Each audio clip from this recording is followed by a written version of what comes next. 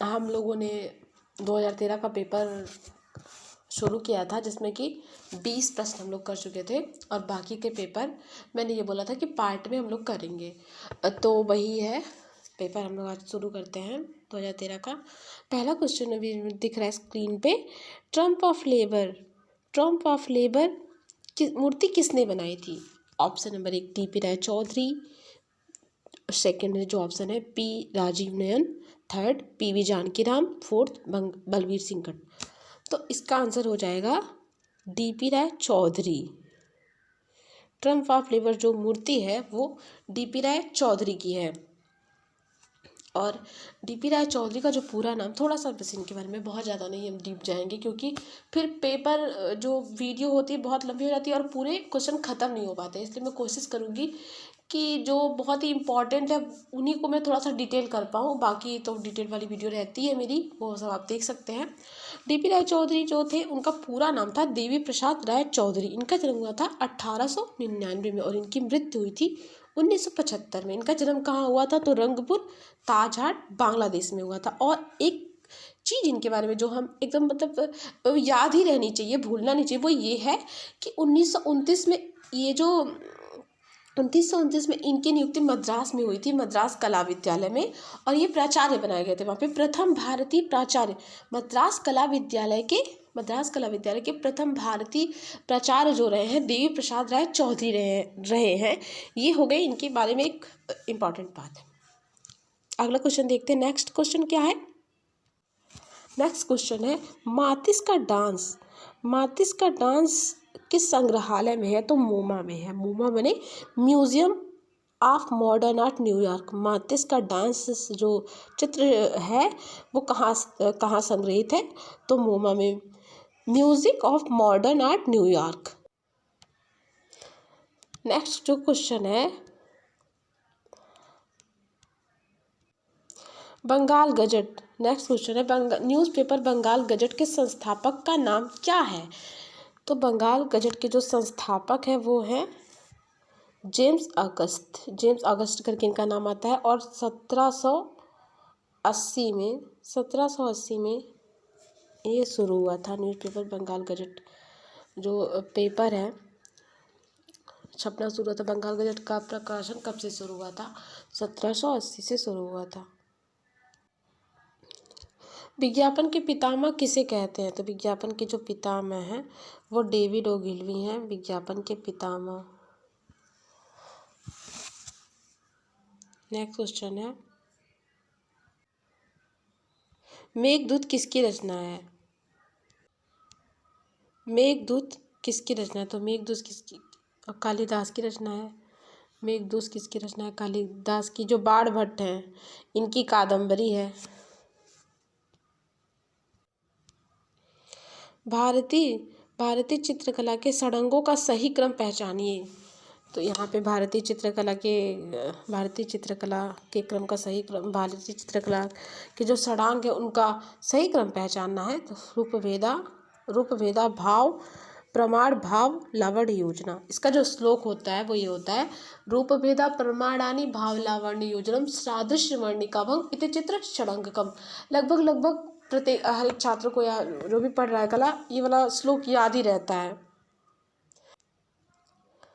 भरहुत स्तूपों का काल क्या है? भरहुत स्तूपों का क्या काल है? शुंग काल जो है भरहुत स्तूपों का काल है। शुंग काल भरहुत स्तूपों का काल है। गुप्त काल आपके मंदिरों के लिए जाना जाता है, मंदिरों के लिए गुप्त काल जाना जाता है। चंदेल वंश क्यों जाना जाता है? चंदेल वंश जो जाना जाता है वो आपके खजुराहो के मंदिर चंदेल वंश के अंतर्गत आते हैं। बादामी ठीक से लिख नहीं पा रहा। बादामी जो है चालुक्य काल के अंतर्गत आती है। नंदलाल बोस किसके शिष्य थे? तो अवनींद्रनाथ टैगोर के शिष्य थे नंदलाल बोस। नंदलाल बोस जो है बहुत ही इम्पोर्टेंट कलाकार हैं, परीक्षा में इनसे प्रश्न जरूर आते हैं।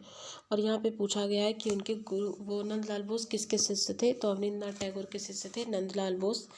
नंदलाल बोस का जो जन्म हुआ था 1882 या 83 मिलता है, इनके जन्म में थोड़ा सा डाउट रहता है, 82 या 83, और 1966 में इनकी मृत्यु हुई थी। अवनींद्रनाथ इनके गुरु थे और इन्होंने ही इनको शिव सिद्ध कहा था। शिव सिद्ध इनको अवनींद्रनाथ ने ही कहा था। इनका जो जन्म हुआ था मुंगेर बिहार में हुआ था।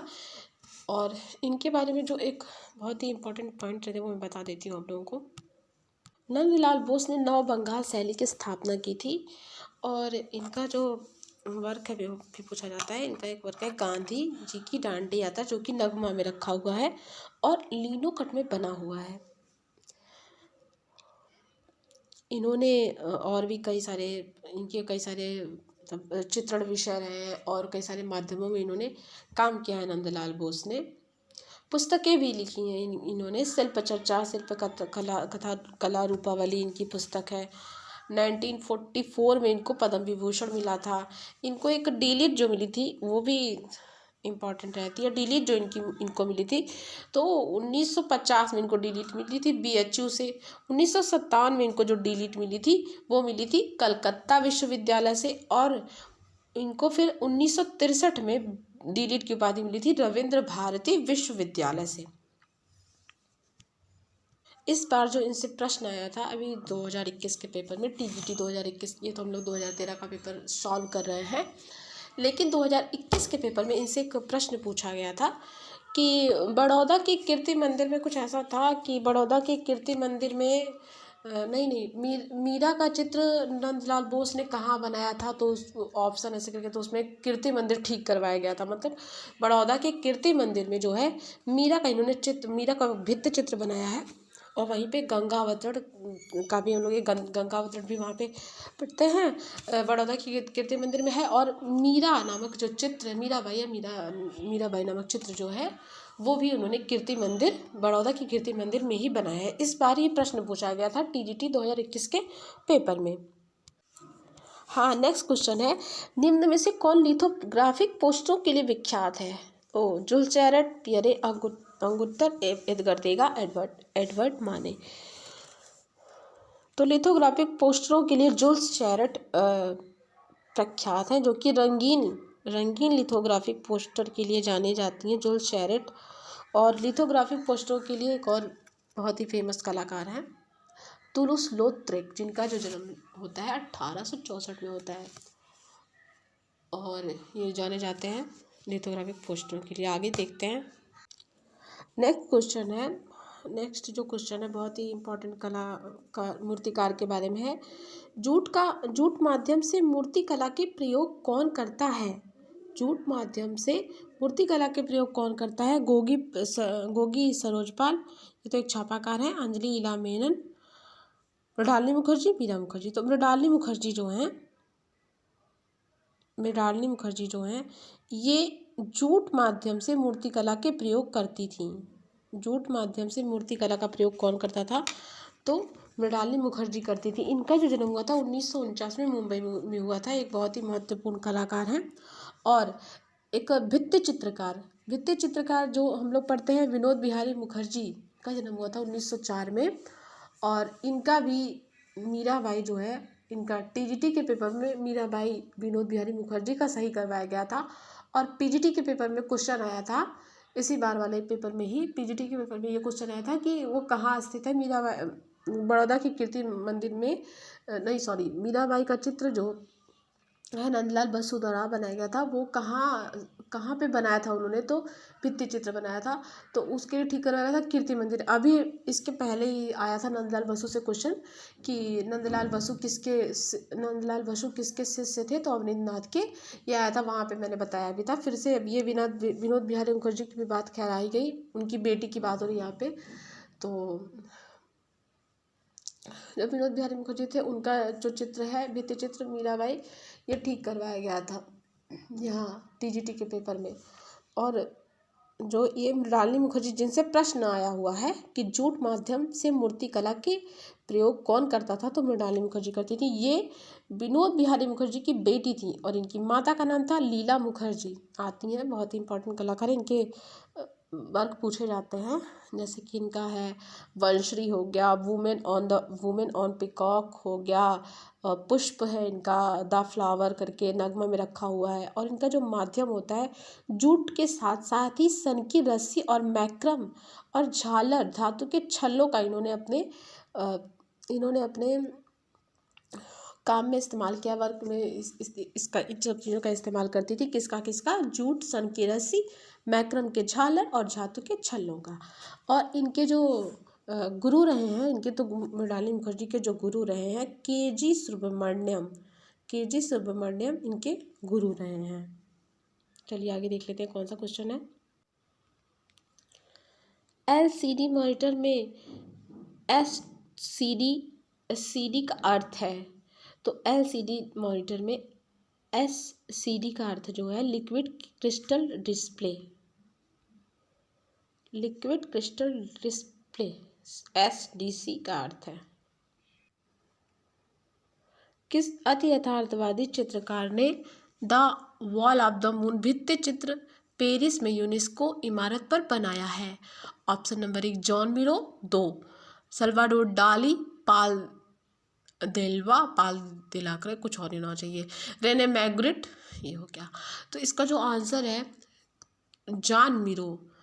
तो यहाँ से आप एक चीज़ याद रख सकते हैं, कभी कभी प्रश्न भी ध्यान से पढ़ना चाहिए, वहाँ से भी हमें कुछ ना कुछ याद हो सकता है। जैसे कि देखिए अति यथार्थवादी चित्रकार, इन्होंने, यहाँ से हम क्या क्या याद रख सकते हैं, इस प्रश्न से हमें क्या क्या याद रख सकता है। सॉरी, एक मिनट, हम देखते हैं कि इस प्रश्न में हम क्या क्या याद रख सकते हैं ना। तो ये प्रश्न है कि किस अति यथार्थवादी चित्रकार, तो जॉन मिरो इसका आंसर मैंने बता ही दिया था। अब यहाँ से क्या याद रखा जा सकता है। जॉन मिरो एक अति यथार्थवादी चित्रकार है। किस बात से संबंधित है? अति यथार्थवाद से। इनका जो वर्क है the wall of the moon किसका वर्क है? जॉन मिरो का वर्क है। किस पर बना है? भित्ति चित्र है। कैसा वर्क है, मतलब किस पर बना है? तो ये एक भित्ति चित्र है। और कहाँ बना है? The wall of the moon कहाँ बना है? तो पेरिस में यूनेस्को की इमारत पर। यहाँ पर कई सारे प्रश्न आप याद रख सकते हैं, प्रश्नों में ही आप कई सारे आंसर अपने तैयार कर सकते हैं। तो देख लेते हैं हमने क्या क्या देखा यहाँ पे। जॉन मिरो का जो DOV है 1893 है, जहाँ तक मुझे ध्यान आ रहा है 1893 इनका DOV है जॉन मिरो का। और ये एक अति यथार्थवादी चित्रकार हैं जिन्होंने the wall of the moon, जो कि क्या है, भित्ति चित्र है, और कहाँ बना हुआ है? तो पेरिस में बना हुआ है। पेरिस में कहाँ बना हुआ है? यूनेस्को की इमारत पर बनाया गया है। तो जॉन मिरो, जो कि एक अति यथार्थवादी चित्रकार है, उन्होंने एक भित्ति चित्र बनाया था। क्या था बनाया था? भित्ति चित्र बनाया था, the wall of the moon. और कहाँ बनाया था? पेरिस में बनाया था। पेरिस में कहाँ बनाया था?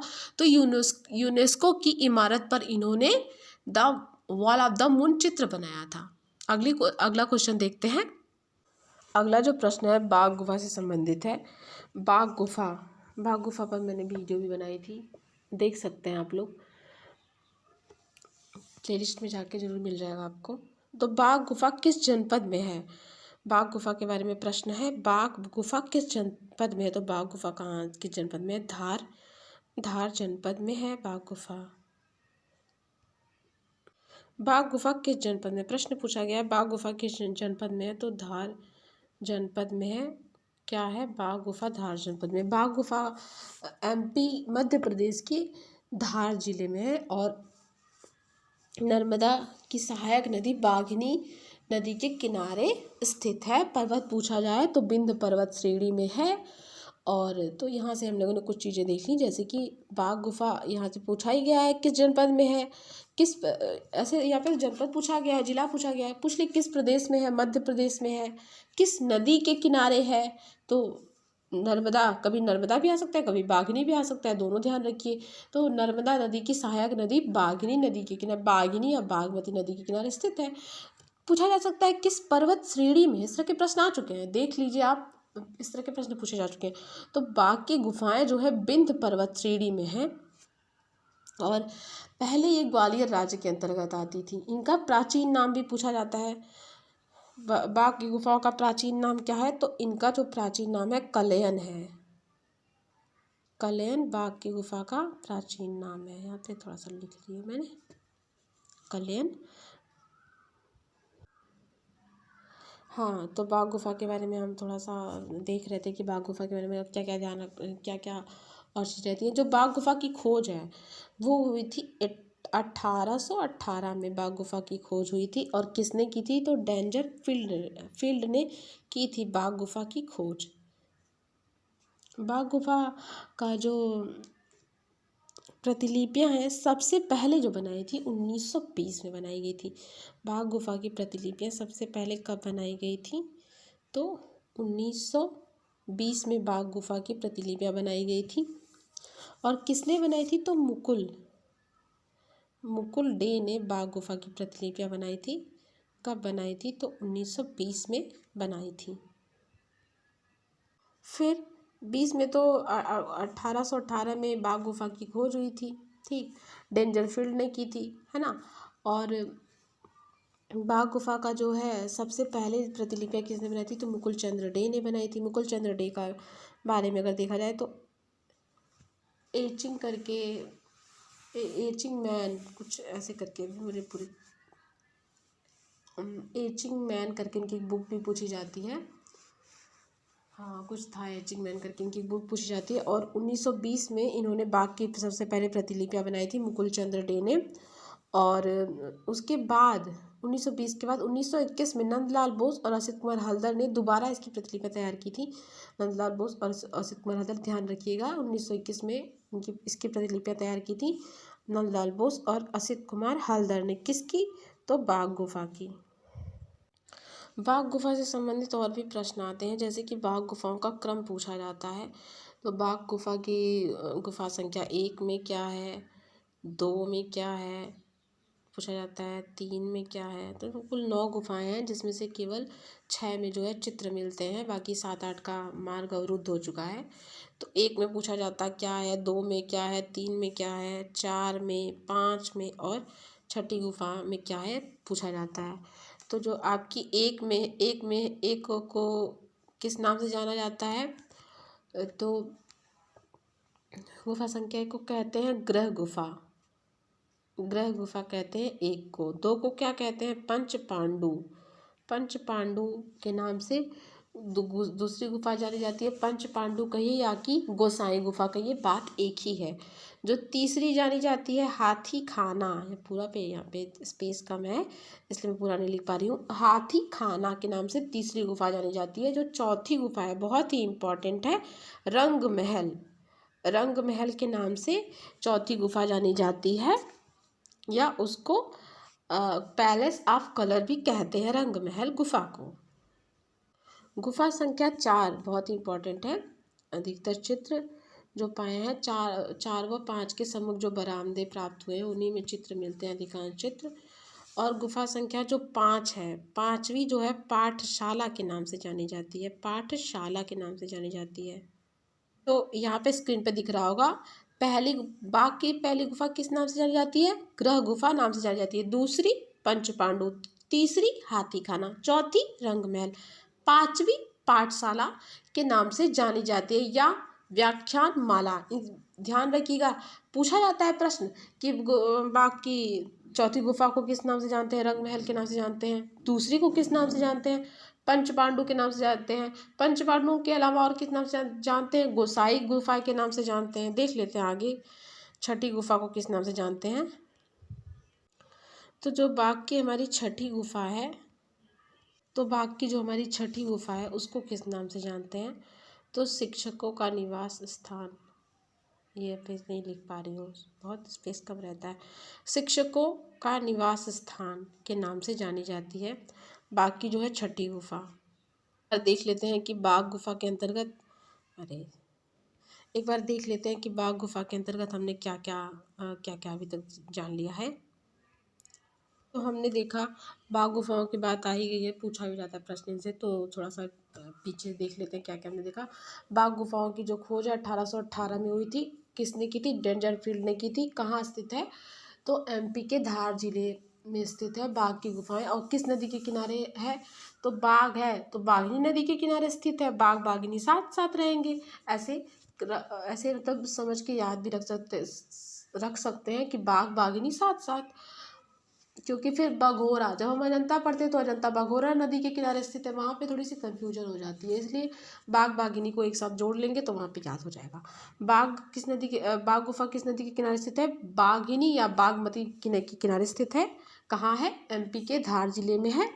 और इसकी जो हमने हमने वो देखा था प्रतिलिपियाँ, हाँ प्रतिलिपियाँ भी हमने देखी थी। प्रतिलिपियाँ किसने बनाई थी? तो सबसे पहले जो प्रतिलिपियाँ बनाई थी 1920 में मुकुल चंद्र डे ने बनाई थी, और 1921 में नंदलाल बोस और असित कुमार हल्दर ने बाघ गुफा की प्रतिलिपियाँ बनाई थी। फिर हमने क्या देखा? हमने देखा बाघ गुफाओं का क्रम देखा। बाघ की गुफा संख्या को किस नाम से जाना जाता है? ग्रह गुफा। दूसरी गुफा को पंचपांडु, तीसरी को हाथी खाना, चौथी को रंगमहल, पांचवी को पाठशाला, छठी को शिक्षकों का निवास स्थान के नाम से जाना जाता है, और 7, 8, 9 के जो मार्ग है पूर्णतः बंद है, इसीलिए इनका कोई विवरण नहीं मिलता है। और एक बाघ गुफा के बारे में मुझे एक पॉइंट याद आ रहा है, बता देती हूँ कि जो बाघ की गुफाएं हैं वो किस तकनीकी, बाघ की गुफा में कौन सी तकनीकी का प्रयोग हुआ है? तो टेम्परा की ग्लू रंग विधि का यहाँ पे प्रयोग हुआ है। और एक और चीज़ कि बाघ की गुफाएं किन पत्थरों को काट कर बनाई गई थी? तो लाल भुरभुरे बलुआ पत्थर को काट कर बाघ की गुफाएं बनाई गई थी। आगे चलते हैं, देखते हैं क्या है पूछा गया है। कोणार्क किस देवता का मंदिर है? प्रश्न पूछा गया है, कोणार्क किस देवता का मंदिर है? तो जो कोणार्क है वो सूर्य देवता का मंदिर है कोणार्क। थोड़ा सा कोणार्क के बारे में जान लेते हैं कि जो कोणार्क है वो किसके द्वारा, कोणार्क के सूर्य देव का जो मंदिर है कोणार्क में, किसके द्वारा बनवाया गया था? तो गंग नरेश नरसिंह देव ने इसका निर्माण करवाया था। किसने? गंग नरेश नरसिंह देव ने। यहाँ पे लिख देती हूँ, ठीक है। नरसिंह देव ने। किसने कोणार्क के सूर्य मंदिर का निर्माण किसने करवाया था? तो गंग नरेश नरसिंह देव ने करवाया था कोणार्क के सूर्य मंदिर का निर्माण। कोणार्क किस देवता का मंदिर है? तो सूर्य का मंदिर है। किसने कोणार्क के सूर्य मंदिर का निर्माण किसने करवाया था? गंग नरेश नरसिंह देव ने इसका निर्माण करवाया था। और ये पूछा जा सकता है कि ये भी पूछा जाता है, ब्लैक पगोडा के नाम से कौन सा मंदिर जाना जाता है? तो कोणार्क का सूर्य मंदिर जाना जाता है। किस आकार में बना है? तो रथ के आकार में बना है। ये हमने तो ये तो देख लिया कि कोणार्क का बारे में देख लिया, राजा गंग देव ने बनवाया था। गंग नरेश नरसिंह देव ने बनवाया था कोणार्क का। और एक सूर्य मंदिर है जो कि रथ के आकार का बना हुआ है। और आगे चलिए देखते हैं क्या है आगे क्वेश्चन। प्रश्न पूछा गया है कि चट्टान काटकर बनाया गया द्रौपदी रथ कहाँ है? तो चट्टान काटकर बनाया गया तो द्रौपदी रथ कहाँ है? तो चट्टान काटकर बनाया गया द्रौपदी रथ कहाँ है? तो ये है महाबलीपुरम में। लिख नहीं पा रही हूँ। चट्टान काटकर बनाया गया द्रौपदी रथ कहाँ है? महाबलीपुरम में। बड़ा मोटा। महाबलीपुरम के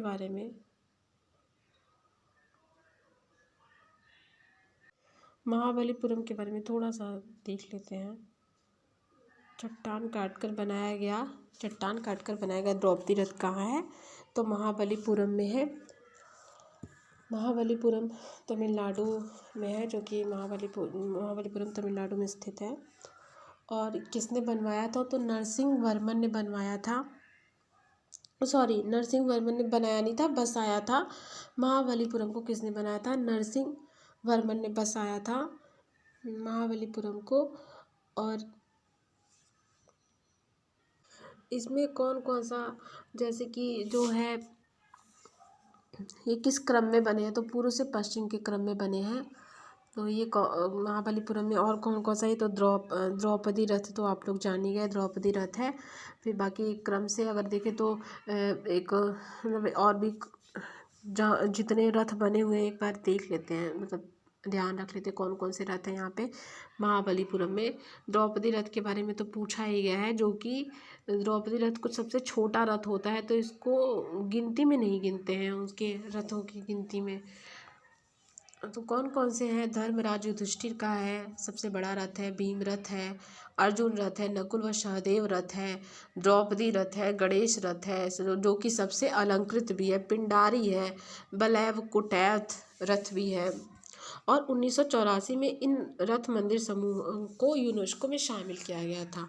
और हमने इसके पहले अभी इसी वीडियो में मैंने बताया कि यूनेस्को की दीवार पर किसने भित्ति चित्र बनाया था। तो वैसे तो मैं बता चूँकि जॉन मीरो ने बनाया था, वॉल ऑफ द मून ऐसे करके उसका कुछ नाम था। वो भित्ति चित्र उन्होंने यूनेस्को की दीवार पर बनाया था। खैर आ गया। तो बात ये हो रही थी कि 1984 में 1984 में इन रथ मंदिर समूह को यूनेस्को में शामिल किया गया था। तब यूनेस्को की बात आई थी, वहाँ पे मैंने बताया पीछे, तब बताया भी था, आप लोगों को भी ध्यान ही होगा। आगे देखते हैं। कश्मीर का शालीमार बाग बनवाया था किसने? तो जहांगीर ने बनवाया था। कश्मीर का शालीमार बाग जहांगीर ने बनवाया था। क्या? कश्मीर का शालीमार बाग। सिस्टीन चैपल, अगला क्वेश्चन है। सिस्टीन चैपल में भित्ति चित्र बनाए थे, किसने बनाए थे? तो माइकल एंजेलो ने बनाए थे सिस्टीन चैपल में भित्ति चित्र। 1475 इनका लियो भी है।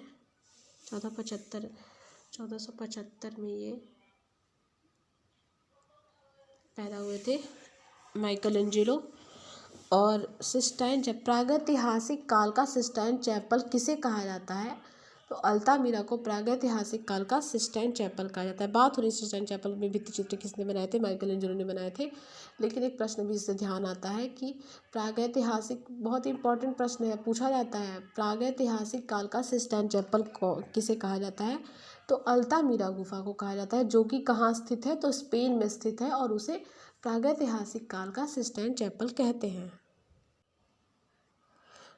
सत्यजीत रे की फिल्म द इनर आई संबंधित है किससे? विनोद बिहारी मुखर्जी से संबंधित है।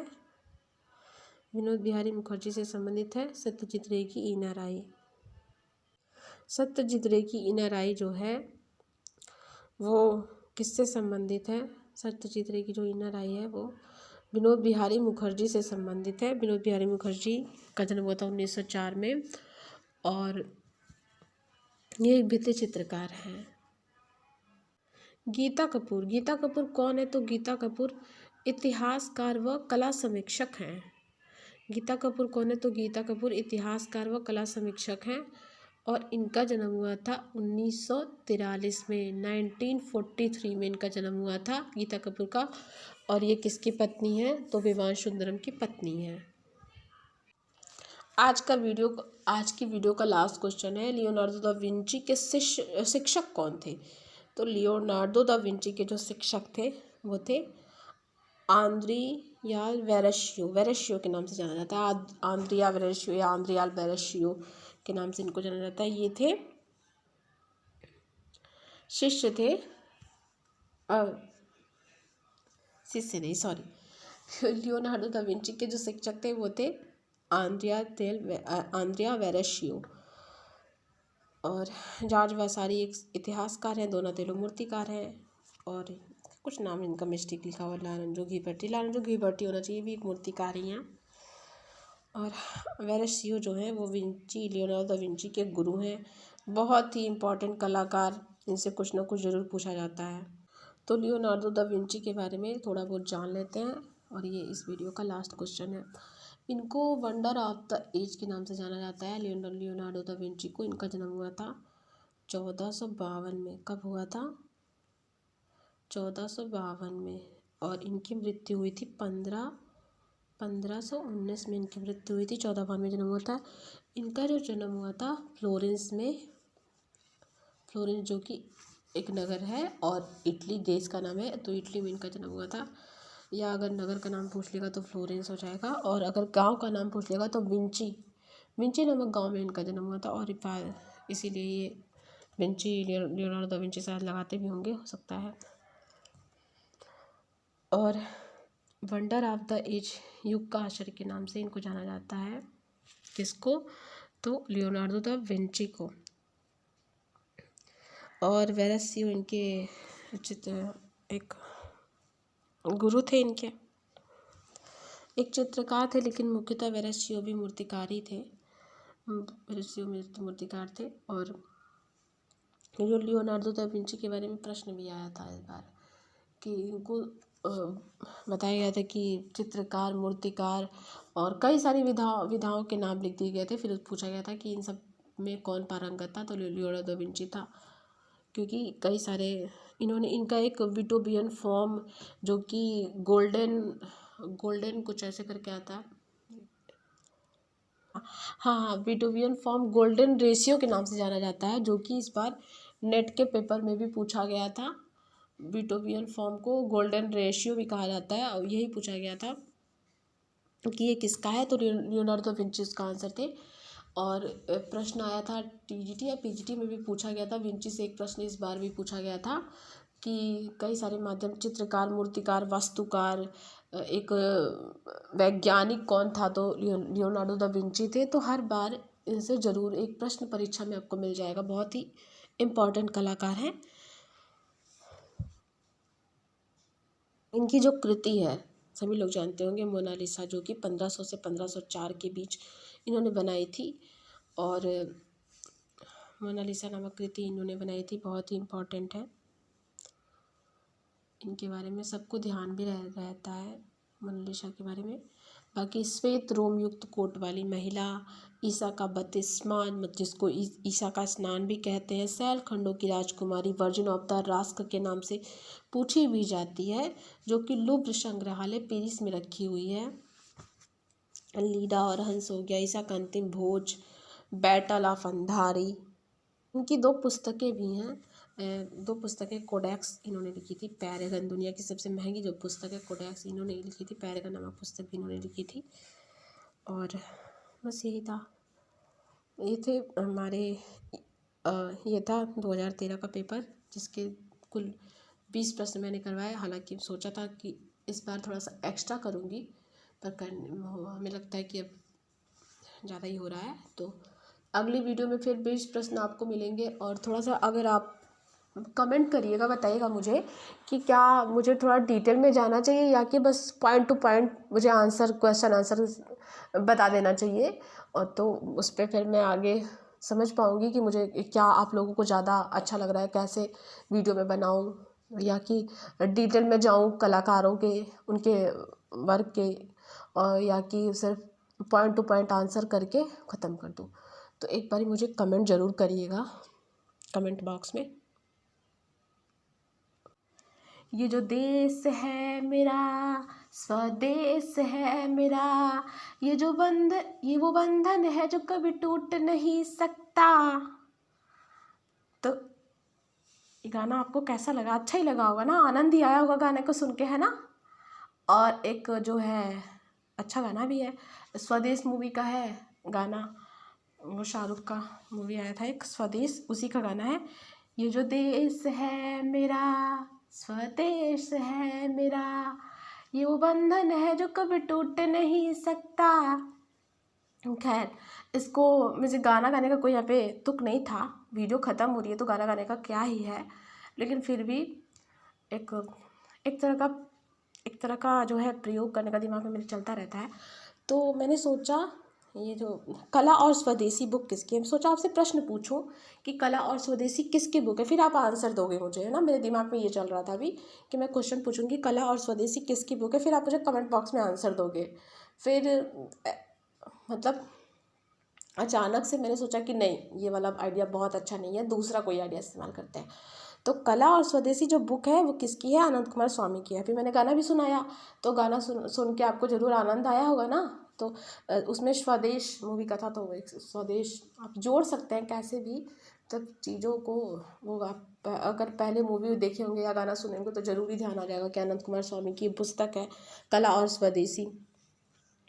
ये मैंने इसलिए किया क्योंकि जो मुझसे पर्सनली कुछ लोग जो मुझे पर्सनली जानते हैं, उन लोगों ने, मैंने कई लोगों से सुना कि मुझे ये नहीं पता चलता मतलब ये लोग बताते हैं, अपनी प्रॉब्लम बताते हैं कि जो पुस्तकें हैं वो याद नहीं होती हैं। तो मुझे ये लगा कि क्यों ना मैं एक पुस्तक या किसी एक पर्टिकुलर जो लेखक हैं उनको लेकर के किसी जो वीडियो बनाती हूँ, आखिर में लास्ट में आपसे कुछ प्रश्न पूछ लूँ, या तो कुछ आपको याद करवाने का जो तरीका मैंने ढूंढा है वो ये है। तो कला और स्वदेशी जो बुक है अनंत कुमार स्वामी की है। और वैसे अनंत कुमार स्वामी का ऐसे ही मैंने जन्म लियो भी लिख दिया, 1877 में इनका जन्म हुआ था, 1947 में इनकी मृत्यु हुई थी अनंत कुमार स्वामी की। श्रीलंका के अनंत कुमार स्वामी। और इनकी जो पुस्तक है कला और स्वदेशी, इन्हीं की पुस्तक है अनंत कुमार स्वामी की। बाकी अब ये तो जो कमेंट वाला था वो तो मेरा आइडिया ख़त्म हो गया, लेकिन फिर एक और मतलब बोल रही हूँ, अगर वीडियो अच्छी लगी हो और ये मेरा आइडिया अच्छा लगा हो तो बताइएगा, तभी तो मैं फिर से कोई नया आइडिया दिमाग में आएगा तो उसको फिर फॉलो कर पाऊँगी ना। तो आप कमेंट बॉक्स में ज़रूर कमेंट करिएगा, जो भी आनंद कुमार स्वामी की जितनी भी पुस्तकें आपको याद होंगी सारी, मतलब मैं ये नहीं कह रही हूँ कि सारी आप कमेंट करना, एक एक बच्चा कमेंट करता रहे, मतलब कमेंट करेगा कोई आनंद कुमार स्वामी की कोई पुस्तक आपको याद हो, क्योंकि अनंत कुमार स्वामी की बहुत सारी पुस्तकें हैं और परीक्षा में पूछी जा चुकी हैं, पूछी भी जाती हैं। एक पुस्तक है the transformation of nature in art, ये बस मैं ज़्यादा नहीं लूँगी नाम, दो पुस्तकें तो मैंने ही बता दी, कला और स्वदेशी आनंद कुमार स्वामी की है, और the transformation of nature in art ये भी आनंद कुमार स्वामी की है। तो और आपको कोई भी पुस्तक याद हो तो कमेंट बॉक्स में ज़रूर कमेंट करिएगा कि ये आनंद कुमार स्वामी की पुस्तक है। बाकी वीडियो कैसी लगी ज़रूर बताइएगा। तो thank you, keep watching and sharing.